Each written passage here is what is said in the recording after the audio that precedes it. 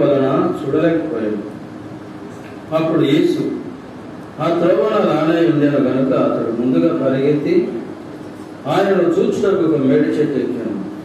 యేసు ఆ చోటుకు వచ్చినప్పుడు కనులెత్తి చూచి, జక్కయ్య, త్వరగా దిగుము, నేను ఎంట ఉండవలసి ఉన్నదని అతనితో చెప్పగా అతడు త్వరగా దిగి సంతోషంతో ఆయనను చేర్చుకున్నాను. అందరూ అది చూచి ఈయన పాపి అయిన మనుషుని యొక్క బస చేయ వెళ్ళాడని చాలా సనుక్కున్నది. జక్కయ్య నిలబడి, ఇదిగో ప్రభువా, నా ఆస్తిలో సగం బీదలకు ఇస్తున్నాను. నేను ఎవరి వద్దనైనా అన్యాయంగా దేన్నైనా తీసుకుని నడలా అతనికి 4 గంటలు మరలా చెల్లించునని ప్రభుతో చెప్పాను. అందుకు యేసు, ఇతడును అబ్రహాము కుమారుడే, ఎందుకనగా నేడు ఇంటికి రక్షణ వచ్చి ఉన్నది. చాలు. ప్రభు సాయం కొరకై ప్రార్థన చేసుకున్నాం. అందరూ మోకరించండి.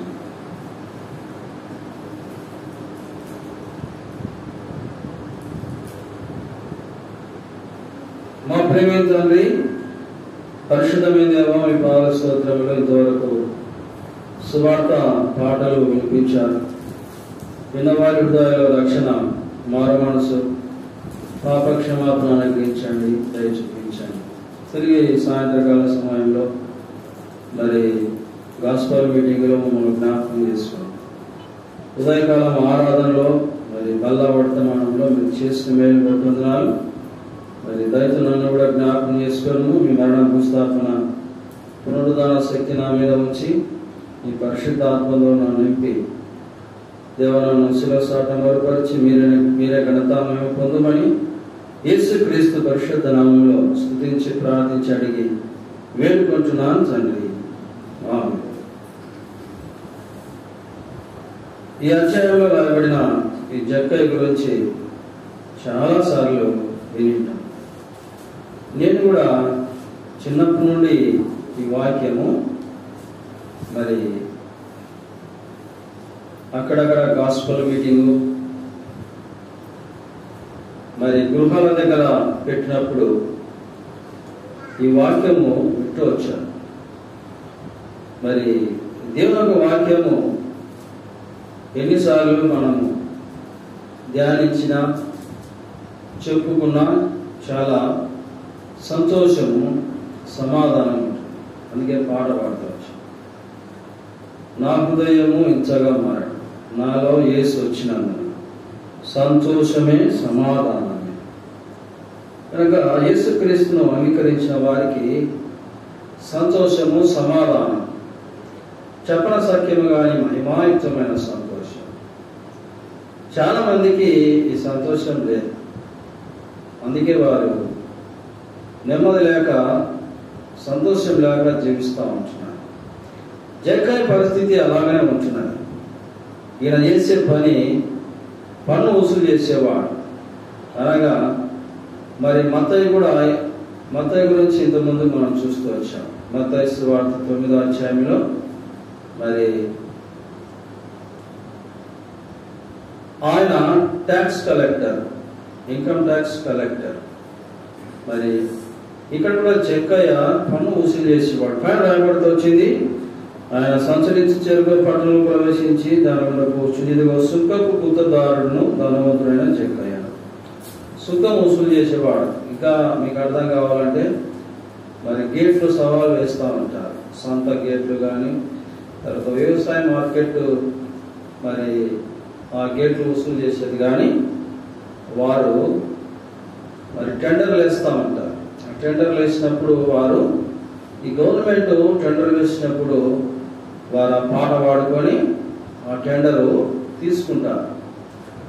ఆ టెండర్లో వారు తీసుకున్న దాన్ని బట్టి వారు కొంతమంది 10 రూపాయలకు మరి 5 రూపాయలు, 10 రూపాయలకు 20 రూపాయలు వసూలు చేసే మరి గుత్తదారులు ఉంటున్నారు. ఈ విధంగా మార్కెట్లో ఇప్పుడు చూస్తే రైతు బజార్ ఉంటున్నది. కాలంలో రైతు బజార్. ఈ రైతు బజార్లో కూడా మరి గేట్లు వసూలు చేస్తూ ఉంటారు. అక్కడ కూర్చొని కూరగాయలు అమ్ముకునే వాళ్ళు ఊరికి అమ్ముకలేరు, గేట్లు వసూలు చేస్తారు. బయట ఉన్న వారికి కూడా గేట్లు వసూలు చేస్తూ ఉంటారు. అలాగే వీధిలో గంపలు ఎత్తుకొని తిరిగే వారు కూడా గేటు కట్టాలి. ఈ గేట్లు వసూలు చేసేవాళ్ళు మరి నేను చూస్తూ వచ్చాను, సైకిళ్ళ మీద తిరుగుతూ ఉంటారు ఈనాడు.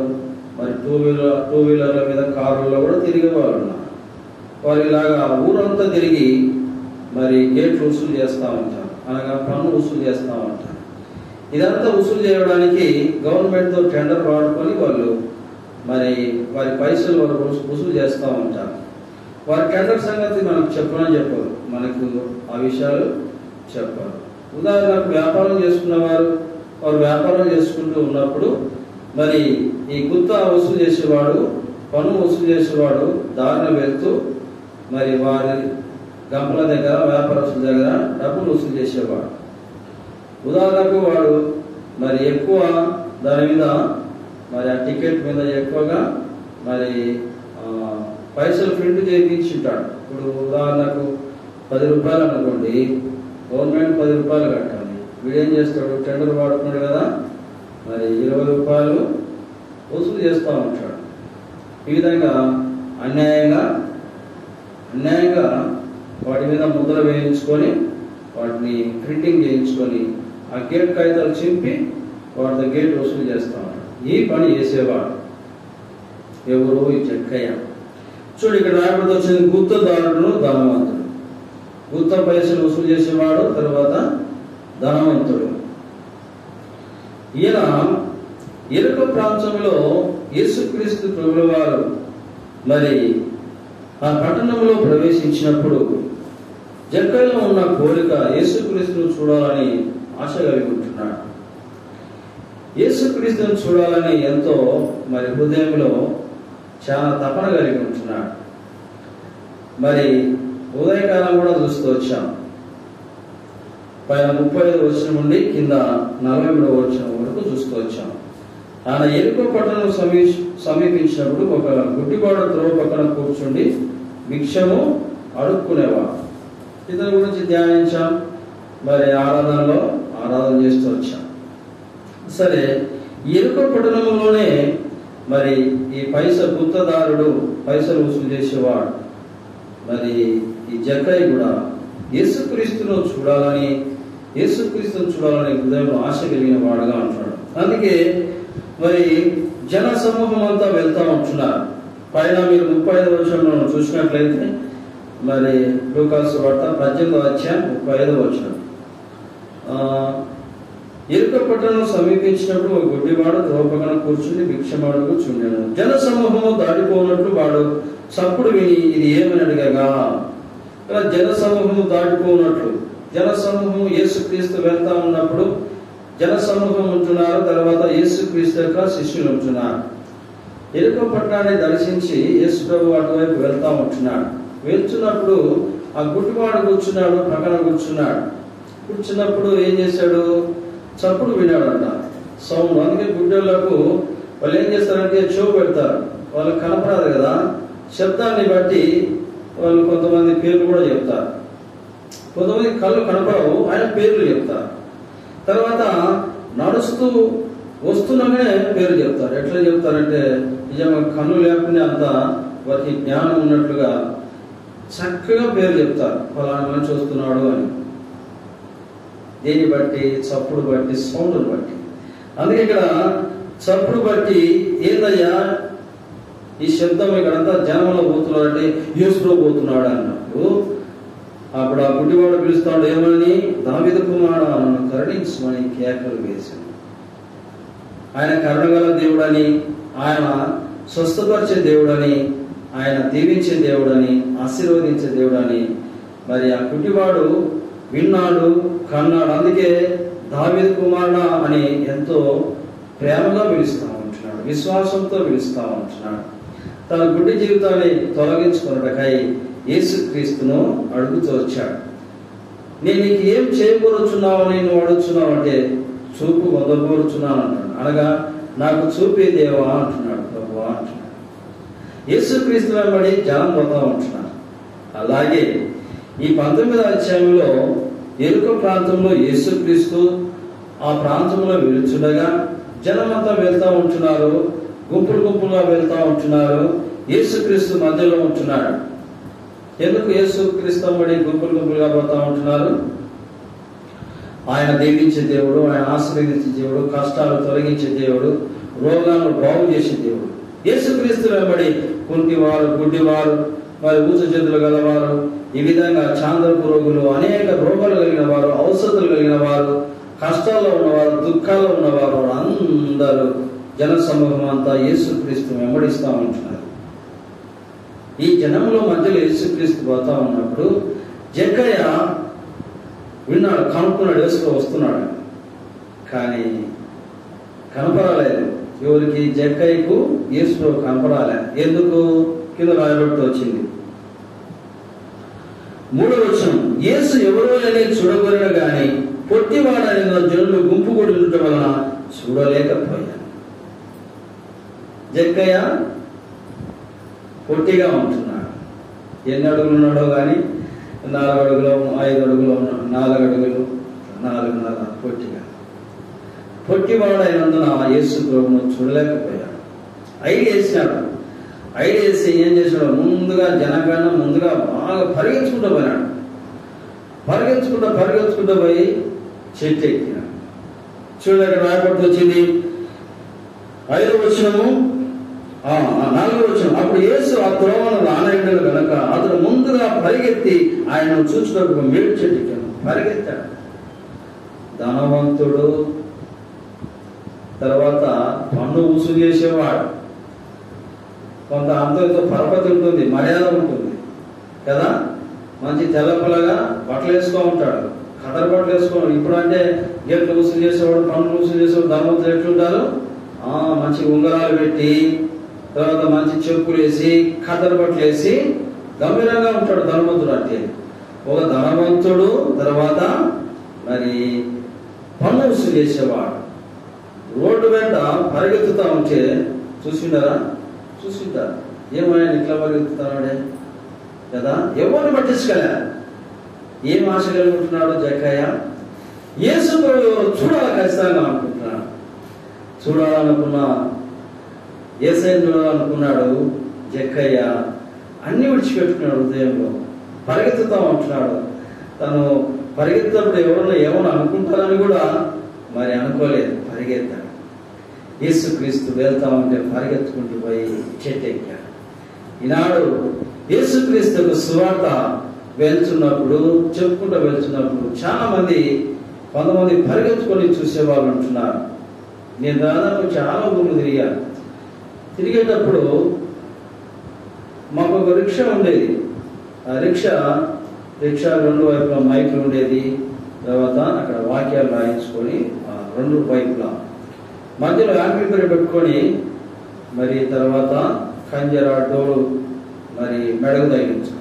నేనైతే డోలు మెడకు తగిలించుకుంటాను. దైవసేవకుడు హార్మోనియం తవంతా పెట్టుకొని మరి ఈ విధంగా దైవసేవకుడు ఆయన వెంట వెళ్తూ పాట పాడుకుంటూ పోతుంటే నిజంగా దేవుడు ఆయన మనస్సు పోయినట్లుగా, యేసుక్రీస్తు దాని వెంట వెళ్ళినట్లుగా చాలా మంది, మరి కొంతమంది రావడానికి కొంత సిగ్గుపడుతున్నప్పటికీ వారు ఇళ్లలో ఉండి ముసుగేసుకుంటూ చూసేవాళ్ళు అంటున్నారు. నేను చాలాసార్లు చూస్తూ వచ్చాను.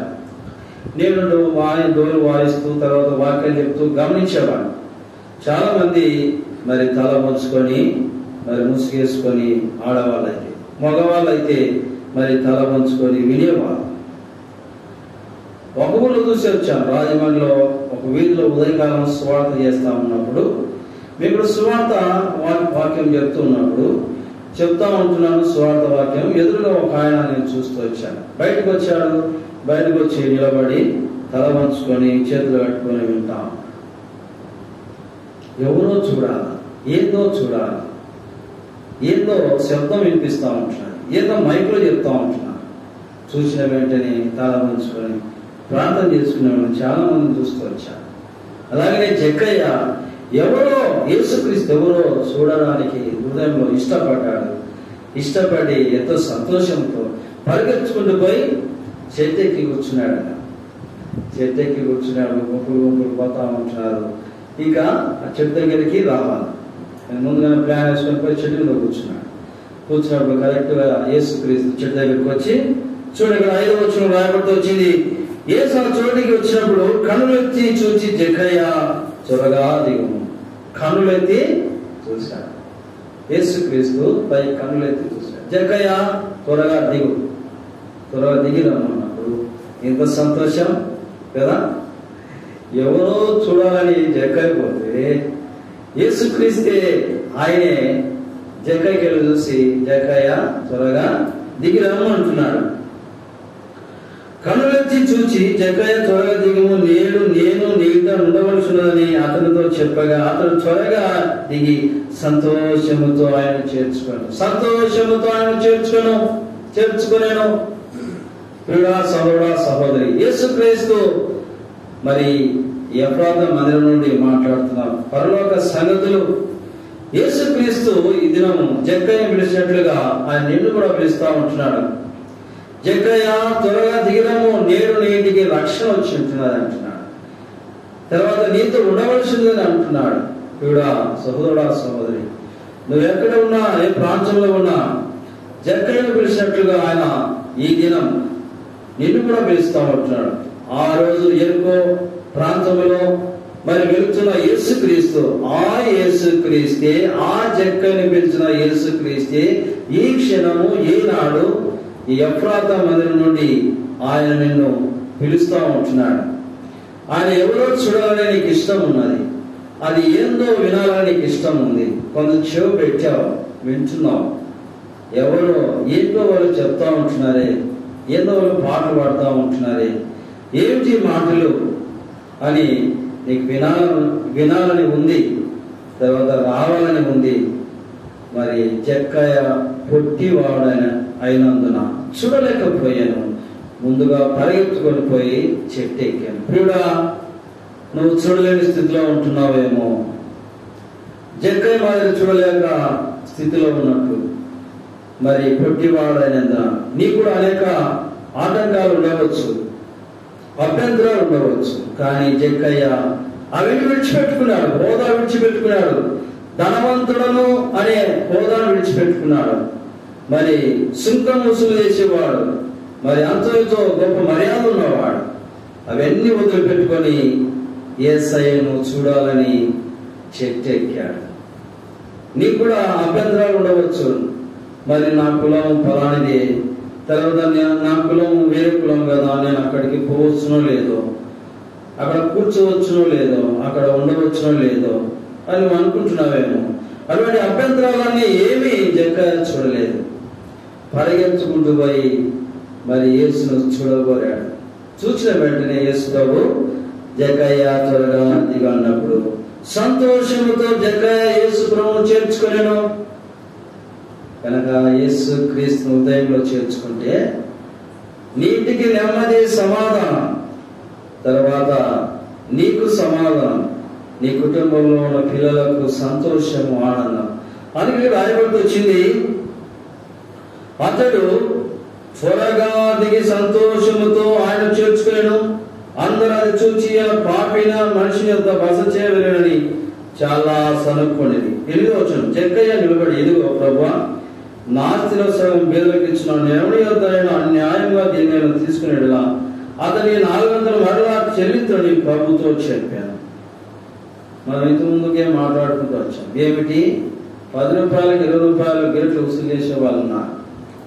ఈ విధంగా ఒకవేళ నేను అన్యాయంగా ఏదైనా చూసుకుంటే 1 రూపాయకి 4 రూపాయలు తిరిగి ఆయనకి ఇస్తా ఉంటున్నాడు. జక్కయ్యలో ఉంటున్న మార్పు, జక్కయ్యలో కలిగిన మార్పు. యేసుక్రీస్తు మరి నేడు నీ ఇంటికి రక్షణ వచ్చినది అంటున్నాడు 9వ వచనంలో. అందుకు యేసు ఇతడు అబ్రహాము కుమారుడే, ఎందుకనగా నేడు ఇంటికి రక్షణ వచ్చినది. జక్కయ్య ఇంటికి రక్షణ వచ్చినది. యేసుక్రీస్తే జక్కయ్య ఇంటికి వచ్చాడు. ఈ దినం నీ ఇంట్లో ఉండాలా, నీ ఇంట్లో బస చేయాలా, ఫోన్ చేయాలన్నప్పుడు సంతోషంతో జక్కయ్య యేసుని చేర్చుకున్నాడు. ప్రియుడా, ఆయనను నీ హృదయంలో చేర్చుకుంటే, ఇల్లంటే హృదయం, ఇల్లంటే హృదయం. దేవుని సేవకులు, దేవుని యొక్క పిల్లలు యేసుక్రీస్తు నామమున నీటికి వచ్చినప్పుడు నువ్వు చేర్చుకుంటే యేసుక్రీస్తును చేర్చుకున్నట్లు అప్పుడు నీ ఇంట్లో సంతోషం ఉంటుంది, సమాధానం ఉంటుంది. అందుకే జక్కయ్యతో అంటున్నాడు, జక్కయ్య నేడు నీ ఇంటికి రక్షణ వచ్చినదని. ఈ రక్షణ కావాలా? జక్కయ్య మనసులో ఎంతో సంతోషం. జక్కయ్య హృదయం మారిపోయింది. ఎంత తీసుకున్నాడో ఏమో, 10 రూపాయలు 10 రూపాయలు తీసుకున్నాడో, లేకుంటే 20కి 70 రూపాయలు రాసుకున్నాడో ఆ గేట్ చీట్ల మీద. ఎంత తీసుకున్నాడో ఏమో తెలియదు, కానీ ఒకవేళ నేనేమో అన్యాయంగా తీసుకుంటే నేను 1 రూపాయికి 4 రూపాయలు ఇచ్చేస్తా అంటున్నాడు. చూడండి, తన హృదయంలో ఉన్నదంతా చెప్తా ఉంటున్నాడు. రక్షణ మారు మనసు పొందినాడు, యేసుక్రీస్తును హృదయంలో చేర్చుకున్నాడు. వెంటనే హృదయం మారిపోయింది. జక్కయ్య తన హృదయంలో ఉన్నదంతా చెప్తా ఉన్నాడు. నిజముగా అన్యాయంగా నేనేదని తీసుకోండి, తిరిగి ఇచ్చేస్తానంటున్నాడు. చూడండి ప్రియ సహోదర సహోదరి, యేసుక్రీస్తు హృదయంలో ఎప్పుడైతే చేర్చుకుంటే హృదయంలో నెమ్మది సమాధానం కలిగి మన పాపమంతా, మన అబద్ధాలు, మోసాలు ఇవన్నీ ఒప్పుకోవడం జరుగుతుంది. అప్పుడు ఒప్పుకున్న తర్వాత నీటిలో తర్వాత మొదట నీ హృదయంలో సంతోషం, నీ హృదయంలో సంతోషం, నీ కుటుంబంలో సంతోషం, నీ భార్య పిల్లలలో సంతోషం కలిగించేవాడుగా ఉంటున్నాడు. జక్కయ్య నేడు నీటికి రక్షణ వచ్చిందని 10వ వచనము చూద్దాం. 10వ వచనంలో నశించిన దాని వెతికి రక్షించడానికి మనుష్య కుమారుడు వచ్చని అతనితో చెప్పాను. నశించిన దాన్ని ఏంటి నశించింది? మానవుని యొక్క హృదయం నశించిపోయింది. మానవుని యొక్క హృదయము నశించిపోయి చీకట్లోను, అంధకారంలోను, దుష్టత్వంలోను, పాపంతో నిండుకున్న పాపి యొక్క హృదయం చెడిపోయిందని, నశించిపోయినదని, నశించుట, కృషించుట, తర్వాత రోతగా ఉండుట, ఇదంతా పాపంతో ఉంటున్న హృదయాన్ని ఆయన రక్షించడానికి యేసుక్రీస్తు ప్రభువు వారు ఈ లోకానికి వచ్చిన వాడుగా ఉంటున్నాడు. యోహాను సువార్త 3వ అధ్యాయం 16వ వచనంలో దేవుని లోకం ఎంతో ప్రేమించును కాగా ఆయన తన అద్వితీయ కుమారుని పుట్టినవాడిని విశ్వాసం నుంచి వారిని నశింపగా నిత్య జీవం పొందినట్లు ఆయన అనుగ్రహించాను. కానీ ఎవరే కానీ నశింపకూడదని నిత్య జీవం పొందినట్లుగా యేసుక్రీస్తు అనగా దేవుని యొక్క కుమారుడు పరలోకం నుండి వచ్చినవాడు, తన యందు విశ్వాసం ఉంచినవాడు, నమ్మినవాడు నిత్య జీవం పొందుట నశించిన ఈ లోకములో ప్రియుడా ప్రతి ఒక్క మానవుడు నశించిన స్థితిలో ఉంటున్నాడు. నశించిన దాని వెదికి రక్షించుటకు మనుష్య కుమారుడు అనగా యేసుక్రీస్తు ప్రభువారు. ఈయన దేవుని యొక్క కుమారుడు, పరిశుద్ధాత్మ ద్వారా పుట్టినవాడు, భూమి మీద నరుడుగా జన్మించాడు. ఈయన మానవులకు జన్మించినప్పటికీ మనుషుల ప్రమేయం లేకుండా తర్వాత పరిశుద్ధాత్మ వలన ఆయన ఈ లోకంలో పుట్టినవాడుగా ఉంటున్నాడు. అనగా వివాహము కాని కన్యకైన మరియ గర్భంలో యేసుక్రీస్తు ప్రభువారు పరిశుద్ధాత్మ శక్తి ద్వారా ఆయన పుట్టినవాడుగా ఉంటున్నాడు. మత్తయి సువార్త 1వ అధ్యాయం 22వ వచనంలో ఆ మాట రాయబడతా వచ్చింది. ఏమిటి? పరిశుద్ధాత్మ వలన యేసుక్రీస్తు పుట్టినవాడుగా ఉంటున్నాడు. ఈయనే మనుష్య కుమారుడు, దైవ కుమారుడు యేసుక్రీస్తు. యెహోవా దేవుని యొక్క కుమారుడు మనుష్య రూపముగా ఈ లోకానికి ఉద్భవించిన వాడుగా ఉంటున్నాడు. మానవునికి పుట్టినాడు, అనగా మానవరాలికి, అనగా వివాహం గాని ఆ యొక్క స్త్రీకి పుట్టాడు. ఇలాగా పరిశుద్ధాత్మలో పుట్టినవాడు.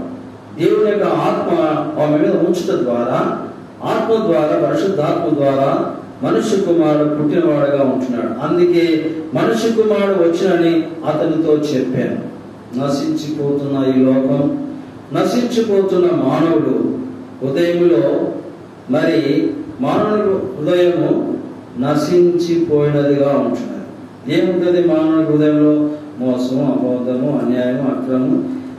ఇలా చెప్పుకుంటూ పోతే హృదయంలో చాలా భయంకరమైన పాపం స్థితి కలిగి ఉంటున్నారు. 35వ వచనంలో లూకా సువార్త 18వ అధ్యాయం 35వ వచనంలో గుడ్డివాడు ఉంటున్నాడు. ఆ గుడ్డివాడు చూస్తే అడుక్కున్నవాడు, బీదవాడు, తర్వాత ప్లస్ ఏంటి?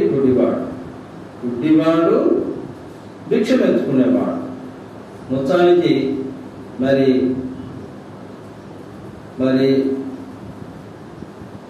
ఈ గుడ్డివాడిలో ఉంటున్న లక్షణం తనకి కళ్ళు కనపడవు. అందుకే అడుగుతూ ఉంటున్నాడు. ఏమని? యేసు నేను చూపు కావాలని అడుగుతా ఉంటున్నాను, నాకు చూపు దయచే అన్నప్పుడు వెంటనే యేసుక్రీస్తు ఆయన కన్నులను తెరిచిన వాడుగా ఉంటున్నాడు. చూపు పొందిన ఆయన దేవుని ఆరాధించగలుగుతూ వచ్చాడు. 43వ వచనం, వెంటనే వాడు చూపు పొంది దేవుని మహిమపరచుచు ఆయనను వెంబడించను. కనుక వాడిలో గొప్ప సంతోషం. అందుకే 24వ అధ్యాయంలో అనగా యోహాను సువార్త 9వ అధ్యాయము 24వ వచనంలో గుడ్డివాడు అంటున్నాడు. 9వ అధ్యాయం యోహాను సువార్త 9వ అధ్యాయం 1వ వచనంలో మరి పుట్టుగుడ్డి ఒక మనుషుడు కనబడేను. ఈ గుడ్డివాడు ఉంటున్నాడు. ఈ గుడ్డివాడు ఎప్పటి నుంచి గుడ్డివాడు? పుట్టుకతోనే గుడ్డివాడు. ఈ గుడ్డివాడిని కూడా దేవుడు స్వస్థపరిచాడు. 25వ వచనంలో మరి వాడు ఆయన పాపియో కాడు ఎరుగను, ఒకటి మాత్రం ఎరుగదును, నేను గుడ్డివాడిని ఇప్పుడు చూస్తున్నాను. నేను గుడ్డివాడు పుట్టుకతో గుడ్డివాడుగా ఉన్న మనిషి ఒక్కసారిగా వెలుగు చూశాడు. ఒక్కసారిగా వెలుగు చూసినప్పుడు ఎగిరి గంతులేసి పాట పాడుతా ఉన్నాడు. పాడుతూ వచ్చాను. నా హృదయము వింతగా మారేను, నా హృదయము వింతగా మారేను, నా హృదయము వింతగా మారేను, నాలో యేసు వచ్చినందున సంతోషమే సమాధానమే, సంతోషమే సమాధానమే, సంతోషమే సమాధానమే, చెప్పనా సఖ్యమైన సంతోషం, చెప్పనా సఖ్యమైన సంతోషం. ఈ గుడివానికి ఎంత సంతోషం కదా! పాట పాడుతున్నాడు, గంతులు వేస్తా ఉంటున్నాడు. ఆయన ఎవరో కానీ ఒకటి మాత్రం నేను ఎరగను, ఆయన నా కన్నులు తెరిచాడు. ఎంత సంతోషం! పాపం పుట్టినప్పటి నుండి కన్ను లేవు, అసలు గుడ్లే లేవు. చూసారా కొంతమందికి ఈ గుడ్డి వాళ్ళలో రకాలు ఉంటున్నారు. కొందరికి గుడ్లే లేకుండా పుడతారు, ఊరికే గుంతలు ఉంటాయి, రెప్పలు పట్టుకుంటాయి కానీ గుంటలు ఉంటాయి. అసలు గుడ్లే ఉండవు, ఒక రెప్పలు ఉంటాయి, ఒక గీత మాదిరి ఉంటాయి. పుట్టుకతో గుడ్డివాడు, మధ్యలో కళ్ళు ఉన్నారు. తర్వాత మరి కొంతమందికి కళ్ళు కనపడతా ఉంటాయి, గుడ్లేమో మన మాదిరే ఉంటాయి కానీ చూపు ఉండదు. కొంతమందికి సగం ఉండి సగం తెల్లది కనపడతా ఉంటాయి గుడ్లు, అది కూడా చూపు. ఇలా గుడ్డి వాళ్ళు రకాలుగా ఉంటున్నారు కానీ చూపు కనపడదు. కళ్ళేమో కనిపిస్తూ ఉంటాయి, చూపు వారిలో ఉండదు. ఇక్కడ పుట్టుగుడ్డు వాడు గుడ్లే లేడు కానీ అటువంటి వాడు తల్లి గర్భమున వాడు ఉద్భవించిన ఆ మనుషుడు బయటికి వస్తానే వెలుతురు కనపడిందా మనకి? పుట్టుగుడ్డు వానికి కళ్ళు తెరిచినా చీకటే, తెరవకపోయినా చీకటే. గుడ్డి వానికి ఎట్లుంటుంది? పగలనేది తెలియదు, రాత్రి అనేది లేదు. ఎంత కదా, చాలా బాధ కదా. పుట్టుగుడ్డివాడు గర్భం నుంచి బయటకు వచ్చినప్పుడు కళ్ళు లేకుండా పుట్టినవాడు, వానికి పగలనేది తెలియదు, రాత్రి అనేది తెలియదు. అటువంటి వారికి యేసుక్రీస్తు వారు చూపునిచ్చినప్పుడు ఎంత గంతులేసింటాడు. అందుకే పాటలో యోహాను సువార్త మరి 9వ అధ్యాయం 25వ వచనం ఆ పాట మీద రాయబడుతూ వచ్చింది. ఆ పాట పాడేంటాడు ఆ సంతోషాన్ని పట్టుకోలేక. ఎందుకు ఆ పాట పాడుతున్నాడు? సంతోషం పట్టుకోలేక వెలుగును చూశాడు. ఎప్పుడు చూడలేకపోయేప్పటి నుండి వెంటనే దేవుడు యేసు ప్రభు కళ్ళు ఇచ్చిన తర్వాత ఓ వెలుగు చూశాడు. ఎంత బ్రహ్మాండమైన వెలుగు! సూర్యుడు వెలుగు, పగలు అనేది రాత్రి అనేది తెలుసుకున్నాడు. వాడు అన్నం లేకుండా ఏం సంతోషం ఎగురుతూ ఉన్నాడు. సహోదర సహోదరి, నశించిపోయిన ఈ లోకంలో, నశించిపోతున్న లోకంలో మానవునికి హృదయం నశించిపోయినట్లుగా హృదయంలో చీకటి కలిగి ఉంటున్నాడు, గుడ్డితనం కలిగి ఉంటున్నాడు. అనగా గుడ్డితనం అనగా మనోనేత్రం. హృదయం అనేది మనోనేత్రం రాయబడుతూ వచ్చింది. ఎఫెసీయులకు రాసిన పత్రిక 1వ అధ్యాయం 17వ వచనం. ఎఫెసీయులకు రాసిన పత్రిక 1వ అధ్యాయం 17వ వచనం. మరియు మీ మనోనేత్రము వెలిగింపబడినందున. మనోనేత్రములు అనగా, మనోనేత్రం అంటే హృదయం. హృదయము గుడ్డితనం కలిగి ఉంటున్నాడు మానవుడు. ఇదే నశించిన దానిని వెదకి రక్షించుటకు మనిషి కుమారుడు వచ్చెను. లూకా సువార్త 19వ అధ్యాయం 10వ వచనం చదువుతొచ్చాం. నశించిన మానవుడి హృదయం చీకటితో ఉంటున్నది, నశించిపోతా ఉన్నది. పాపంలో ఉంటున్న మనిషిని రక్షించడానికి, రక్షణ ఇవ్వడానికి జక్కయ్య నేడు నీటికి రక్షణ వచ్చిన్నది. నశించిన దాన్ని వెతికి రక్షించకై మనుష్య కుమారుడు వచ్చినని అతనితో చెప్పాడు. జక్కయ్య ఇంట్లో సంతోషం. చూడ సహోదర సహోదరి, మరి హృదయంలో ఉంటున్న పాపాన్ని బట్టి మానవుడు నరకానికి వెళ్లాల్సి ఉంటున్నది, తీర్పుకు రావాల్సి ఉంటున్నది. మానవుడు నశించిపోయి హృదయంలో పాపం ఉంచుకొని చనిపోతే నరకానికి వెళ్తాడు. అందుకే ఈ మానవుడు నశించిపోకూడదని, నరకానికి వెళ్ళకూడదని ప్రజలందరి కొరకు ఆయన ఈ లోకానికి మనుష్య కుమారుడికి వచ్చి ఆయన పాపంలో ఉన్న వారిని రక్షించుటకై, అనగా హృదయంలో ఉన్న పాపాన్ని తొలగించుటకై యేసుక్రీస్తు ప్రభుల వారు మరి ఆయన నీ కొరకు రక్తం కాల్చిన వాడుగా ఉంటున్నాడు. ఈ లోకంలో ఆయన 33 సంవత్సరం జీవించాడు. మంచి యవన ప్రాయంలో మరి అనేకమైన అద్భుతములు, ఆశ్చర్యక్రియలు చేస్తూ వచ్చాడు. గుడ్డివారిని, కుంటివారిని, ఊచి చేతులు గలవారిని, చాంద్ర పురుగులను అందరినీ స్వస్థపరిచాడు యేసుక్రీస్తు ప్రభుల వారు. ఆయన మంచి దేవుడు, ఆయన కనికరం గల దేవుడు. అందుకే ఆ గుడ్డివాడు దావీదు కుమారుడా నన్ను కరుణించుమని యేసు అని పిలుస్తా ఉంటున్నాడు. రాత్రికాల సమయంలో ఆ కరుణ గల దేవుడు ఆ గుడ్డివాణ్ణి స్వస్థపరిచినట్లుగా, జక్కయ్య ఇంటికి రక్షణ వచ్చినట్లుగా ఆయన ఇంటికి రావాలని ఉన్నాడు. జక్కయ్య త్వరగా తిరుగు, నేను ఇంట్లో ఉండవలసినది, నేను ఇంటికి రక్షణ వచ్చింది అంటున్నాడు.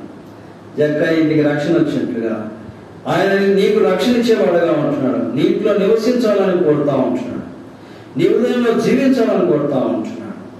కనుక యేసుక్రీస్తు ప్రభువు ఆయన మంచి దేవుడు, ఆయన ప్రేమ గల దేవుడు, ఆయన కనికరం గల దేవుడు, ఆయన రోగాలను స్వస్థపరిచే దేవుడు, ఆయన దీవించే దేవుడు, ఆశీర్వదించే దేవుడు, అడిగిన వెంటనే ఆయన సహాయం చేసే దేవుడు, ఆయన బీదలను కనికరించే దేవుడు, ధనవంతులను కూడా ఆయన ప్రేమిస్తా ఉన్నాడు. తారతమ్యం లేకుండా ప్రేమిస్తా ఉంటున్నాడు.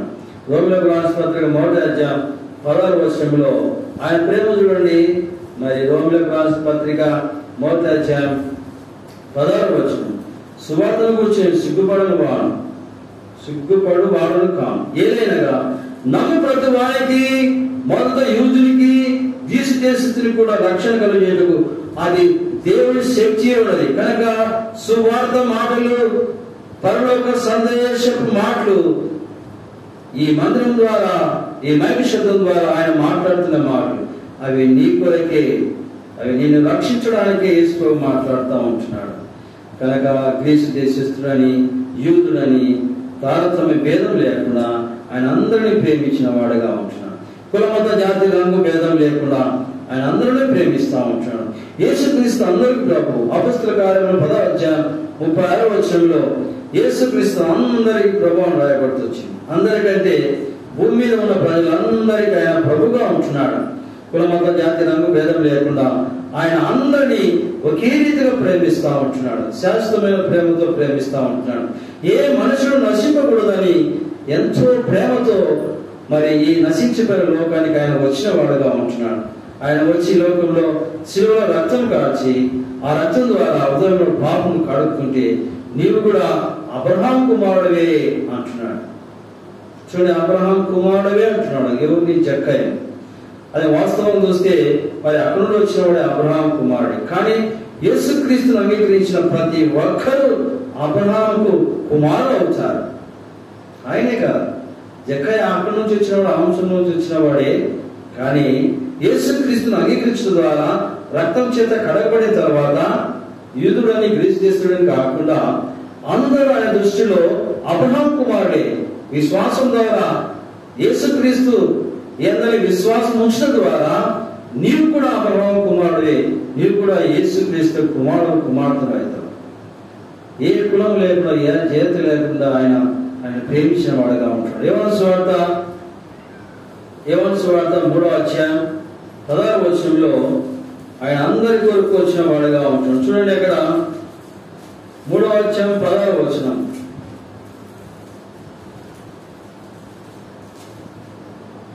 దేవుడు లోకం ఎంతో ప్రేమించు కాగా ఆయన తన అతిథ్య కుమారుడిగా పుట్టినవాడు విశ్వాసముచు ప్రతి వాడు నశింపక నిత్యజీవం పొందినట్లు ఆయనను అనుగ్రహించను. కింద రాయబడి వచ్చింది 17వ వచనం, లోకము తన కుమారుని ద్వారా రక్షణ పొందుకే గాని లోకమునకు తీర్పు తీర్చడానికి దేవుడు ఆయన లోకమునకి పంపలేదు. కనుక ఆయన తీర్పు తీర్చడానికి రాలేదు. ఆయన ప్రేమామయుడుగా, దయామయుడుగా, కరుణగల దేవుడుగా, కరుణించేవాడుగా ఈ లోకానికి వచ్చాడు. రక్షణ పొందడానికే యేసుక్రీస్తును ఈ లోకానికి దేవుడు పంపించాడు. తీర్పు తీర్చడానికి ఆయన పంపించలేదు. కానీ రెండోసారి రాబోతున్నాడు. మరి ఆయన తీర్పు తీర్చడానికి రెండోసారి రాబోతున్నాడు యేసుక్రీస్తు కూడా. ఆయన మరణించి సమాధి చేయబడి తిరిగి లేచి తండ్రి కుడి పార్శ్వన కూర్చున్నాడు.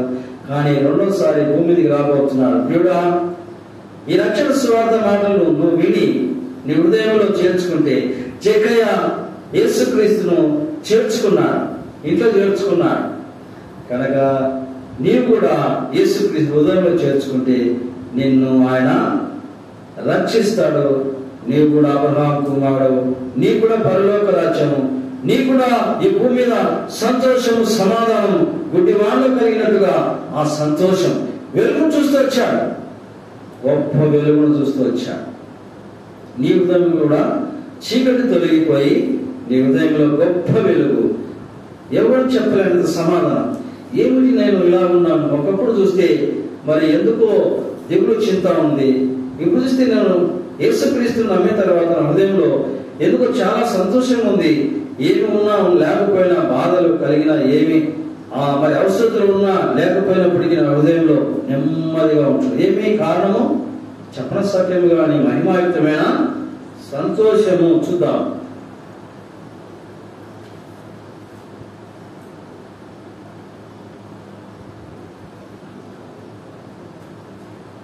మొదటి పేతురు 1వ అధ్యాయం ఆ వచనం చదివి ముగిస్తాం.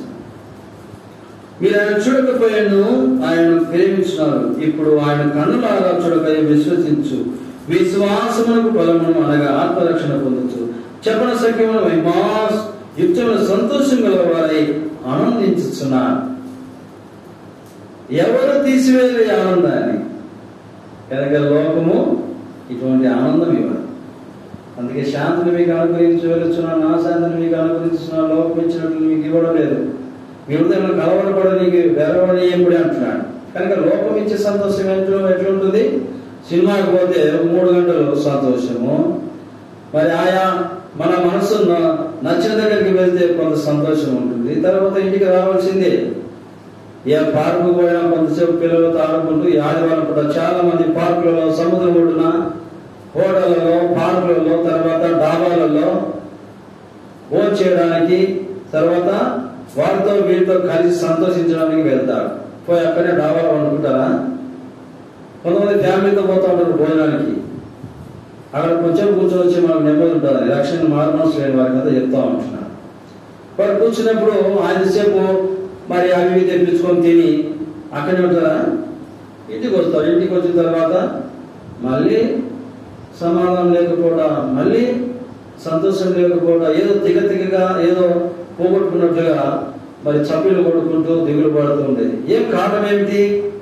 డాబాలో ఉండే సంతోషం కొంతవరకే, సినిమాలో ఉండే సంతోషం కొంతవరకే, తాగుడు చూద్దాం వ్యభిచారంలో ఉండే సంతోషం కొంతవరకే, కొన్ని నిమిషాలు, కొన్ని గంటలు మాత్రమే.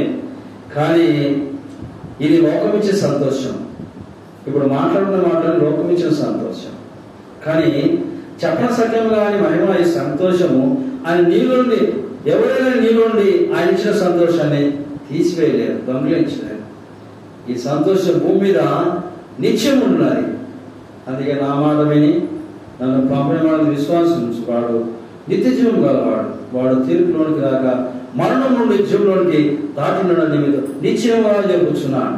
కనుక యేసుక్రీస్తు యొక్క మాట విని రక్షణ పొందితే నీకు కూడా నిత్య జీవం ఉచితముగా ఆయన నీకు నిత్య జీవం ఇవ్వడానికే ఈ మాటలు వినిపిస్తూ ఉంటాడు. ప్రియుడా, నువ్వు ఎక్కడున్నా, మరి ఏ స్థితిలో ఉన్నా, దాన్ని నడుచుకుంటూ వెళ్ళినా, ఇంట్లో కూర్చున్నా, ఈ మందిరంలో ఉన్నా, యేసుక్రీస్తు ఆయన నీటికి రక్షణ వచ్చిన జక్కాయని పిలిచినప్పుడు జక్కాయ చేర్చుకున్నాడు. జక్కాయ చేర్చుకున్నట్లు నీ హృదయంలో యేసుక్రీస్తును చేర్చుకుంటే గుడ్డి వానికి చీకటి తొలగిపోయినట్టు నీ మౌననేత్రం వెలిగించబడి జక్కాయలో ఉంటున్న రక్షణ కార్యము, ఆ ఇంటికి వచ్చిన రక్షణ నీ ఇంటికి కూడా రక్షణ వచ్చి ఆయన నిన్ను తన బిడ్డగా చేర్చుకోవాలని ఆశ కలిగి ఉంటున్నాడు. ఈ సంతోషం యేసుక్రీస్తు వెళ్తా ఉంటున్నాడు. చెప్పలేము, మరలా ఈ మాటలు వింటానో వినలేము. అందుకే జక్కయ్య నేను చూస్తానో చూడలేను అని పరిగెత్తుకుంటూ పోయి చెట్టుకి కూర్చున్నాడు. చాలా దినాల నుండి ఎదురు చూశాడు, యేసులో ఎవరో చూడాలని. కనుక ఈ మాటలు వినిపిస్తున్న యేసుప్రభే దారిలో వెళ్తా ఉంటున్నాడు. ఆయన చూస్తూ ఉంటున్నావు. ఒకవేళ ఈ దినము నీదైతే మంచిదే, రేపు చూసుకుందాంలే అంటే రేపు కూడా వస్తాడో యేసుప్రభు అంటే రేపు ఉంటావో ఉండవో. కనుక మానవ జీవితం నీటి బుడగ లాంటిది, ఎప్పుడు ఏమవుతుందో తెలియదు. అందుకే మానవ జీవితము, మన జీవితం ఎలాంటిదంట, మనము నిన్నటి వారం అంటే నిన్న ఏం జరిగింది చెప్తాము. ఈ రోజు కూడా మనది కాదు, ఇప్పుడు జరుగుతున్న ఈ రోజు కూడా మనది కాదు, రేపు మనది కాదు. కొంతమంది అంటుంటారు, ఒక నెల తర్వాత చూస్తలే, ఒక వారం తర్వాత చూస్తలే అని గ్యారెంటీ అయినట్టు చెప్తా ఉంటాడు మనిషి కదా. వారం దాకా ఉంటాడో ఉండడు. కనుక యేసుక్రీస్తు దారిలో వెళ్తా ఉంటున్నాడు. నువ్వు రేపటి వాయిదా వేస్తే మరి రేపు నువ్వు ఉంటావో ఉండవో. మానవ జీవితము చెప్పలేని పరిస్థితి. చూద్దాము. వాయిదా వేయకూడదు. 2 కొరింథీ పత్రిక 2 కొరింథీ 6వ అధ్యాయం. 2 కొరింథీ 6వ అధ్యాయము. అనుకున్న సమయమందు నీ మొర ఆలకించితిని, రక్షణ దినమందు నేను ఆదుకుంటుని అని ఆయన చెప్పుచున్నాడు కదా. ఇదిగో ఇప్పుడే మీకు అనుకూలమైన సమయం, ఇదిగో ఇదే రక్షణ దినం. ప్రియుడా, ఇప్పుడే వాయిదా వేయకూడదు. ఇదిగో మిక్కిలి, ఇప్పుడే అనుకూల సమయం. రేపు నమ్ముకుంటా, పెళ్ళి అయినాక నమ్ముకుంటా, తర్వాత ఉద్యోగం వచ్చినాక నమ్ముకుంటా, ఇవన్నీ మనం అనుకోకూడదు. ఇప్పుడే మిక్కిలి అనుకూల సమయం. లేదంటే నాకు డబ్బు వచ్చినాక నమ్ముకుంటా, నాకు అన్ని బాగా సదుపాయాలు ఉన్నప్పుడు బాగా నమ్ముకుంటా, అలా వాయిదా వేయకూడదు. అందుకే ఇదిగో ఇప్పుడే మిక్కిలి అనుకూల సమయం, ఇదే రక్షణ దినం. తన హృదయంలో యేసుక్రీస్తును అంగీకరించినట్లయితే గొప్ప రక్షణ పొందగలవు. చెప్పన సఖ్యం కానీ మాయుక్తమైన సంతోషం నీకు ఇవ్వాలని ఆయన ఎదురు చూస్తూ ఉంటున్నాడు. ఆయన దారిలో వెళ్తా ఉంటున్నాడు. మరి మరలా వస్తాడో రాలేడు. ఒకవేళ వచ్చినా మరి నువ్వు ఉంటావో ఉండవు. కనుక ఇప్పుడే యేసుక్రీస్తు ఒక మాటలు వింటున్నప్పుడే హృదయంలో, యేసు ప్రభువా నేను పాపిని, నా హృదయంలో చీకటి ఉంటున్నది, అనగా పాపం ఉంటున్నది, గుడితనంతో ఉంటున్నాను, మొప్పుతో ఉంటున్నాను, దేవా చీకటిలో ఉంటున్నాను, నా పాపం అంతా తీసివేయి, నీ రక్తంతో కడుగు, నన్ను శుద్ధిగా చేయి, అబ్రహాము కుమారుడుగా చేయి, పరలోక రాజ్యంలో నీ కుమారుడు నాకు కూడా శ్వాసలో పాలిభాగస్తులుగా చేస్తానన్నా, దేవా నన్ను కూడా జ్ఞాపకం చేసుకో అని నువ్వు చిన్న ప్రార్థన చేసుకుంటే నీ ఇంటికి గొప్ప రక్షణ, ఈ ఆనందము, ఈ సంతోషము దేవుడు నీకు ఇవ్వాలని కోరుకుంటున్నాను. దేవుడి వాక్యాన్ని దీవించుకున్నారు. దయచేసి అందరూ మోకరించండి, ప్రార్థన చేసుకున్నాం. మా ప్రేమైన తండ్రి, పరిశుద్ధమైన దేవా, మీ పాద స్తోత్రములు. ఇంతవరకు పరలోక సంగతులు, ప్రేమ సందేశాన్ని వినిపించారు, పరలోక వర్తమానాన్ని వినిపించారు. దేవాలయ జక్కయ్య రక్షణ తర్వాత గుడ్డివాణి గురించి కొన్ని మాటలు బయటపరుస్తూ వచ్చారు. జక్కయ్య ఇంటికి రక్షణ వచ్చిందని, జక్కయ్యలో ఉంటున్న సంతోషం, సమాధానం, గుడివాణలో ఉంటున్న ఆనందం, చపరసక్యం కానీ మహిమాయుతమైన సంతోషం, ఈ మాటలన్నీ పరలోకం నుండి వినిపించారు తండ్రి.